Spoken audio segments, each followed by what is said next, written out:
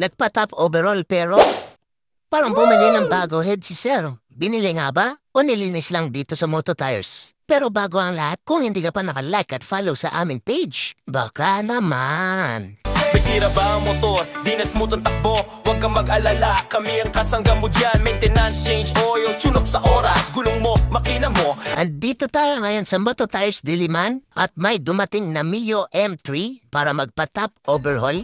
Siyempre, una sa lahat, babaklasin muna natin ang throttle body para makuha natin ang black piston, piston ring, piston block at lahat ng kailangan kunin dito para ma-check na mabuti kung palitin na ba o hindi. Kung makikita nyo na na yung carbon deposit dito sa head at siyempre kailangan natin linisin yan para pag mukhang bago ulit, makikita nyo in the next video, mapapansin nyo sobrang linis at parang bago ulit at makikita nyo nilublub din sa ultrasonic cleaning machine namin. Kahit sa sulok-sulok ay malilinis ito, walang matitirang dumi at parang bago ulit ito paglabas nito sa ultrasonic machine. Ano nga ba ang nakita ng mga mekanikong posibleng sira at pinalitan? Una sa lahat, ang black piston, piston ring, piston block, bulb intake and exhaust, bulb seal, base or head gasket, tensioner, oil seal. Ito ang mga dahilan kung bakit nagpa-overhaul si Sir. 70,000 na ang odo, loss compression, makapal na ang carbon deposits, issues sa combustion. Kung hindi po natin agad naaagapan o hindi na top overhaul ang motor kahit may loss compression, carbon buildup at issues sa combustion, posible po mangyari ang mga sumusunod.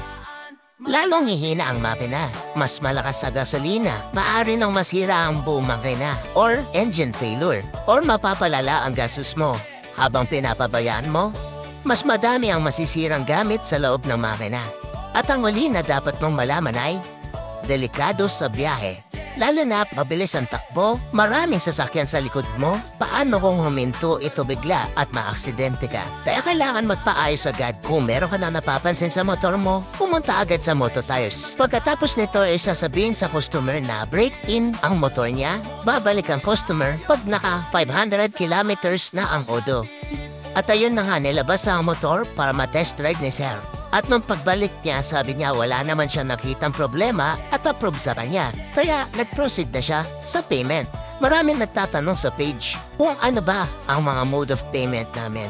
Ito ang mga mode of payment namin. Meron po tayong cash, GCash, PayMaya, bank transfer, Metrobank, BPI at BDO.